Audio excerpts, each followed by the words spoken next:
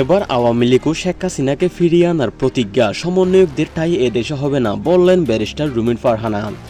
ব্রাহ্মণবাড়িয়া 2 আসনের স্বতন্ত্র সংসদ সদস্য ও সাবেক বিএনপি নেত্রী ব্যারিস্টার রুমিন ফারহানা আজ এক অভূতপূর্ব ও সাহসী বক্তব্য দেশের রাজনৈতিক অঙ্গনে নতুন ঝড় তুলেছেন।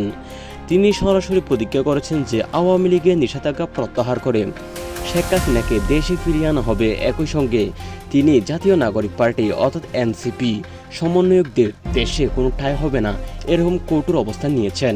রুমিন ফারহানা বলেন, আওয়ামী লীগ এবং শেখ হাসিনাকে দেশে ফিরিয়ে আনার জন্য আমি প্রতিজ্ঞাবদ্ধ। সমন্বয়কদের এদেশে কোনো ঠাঁই হবে না। তারা দেশের শান্তি নষ্ট করেছে, অরাজকতা ছাড়িয়েছে, কিন্তু আওয়ামী লীগ এ দেশে থাকতে পারে। তাদের অধিকার রয়েছে। স্বাধীনতা প্রেমী এই দলকে নিষিদ্ধ করে রাখা যায় না। শেখ হাসিনা যেন নিরাপদে দেশে ফিরে আসতে পারেন, তাদের জন্য আমি সংসদে এবং রাজপথে সর্বাত্মক চেষ্টা চালিয়ে যাব।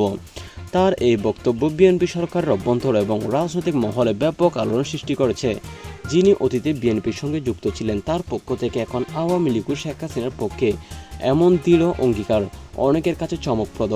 রুমিন ফারহানা আরও যোগ করেন, সমন্বয়করা দেশের জন্য হুমকি, তাদের এই দেশে কোনো স্থান নেই, কিন্তু আওয়ামী লীগের লাখ লাখ কর্মী সমর্থকদের রাজনৈতিক অধিকার আছে, তাদের ফিরিয়ে আনতে হবে। এটা গণতন্ত্রের দাবি। এদিকে আওয়ামী লীগ নেতাকর্মীদের মধ্যে এই ঘোষণা ছড়াতে তাদের মধ্যে একটি আলাদা আশ্বাস দেখা যাচ্ছে।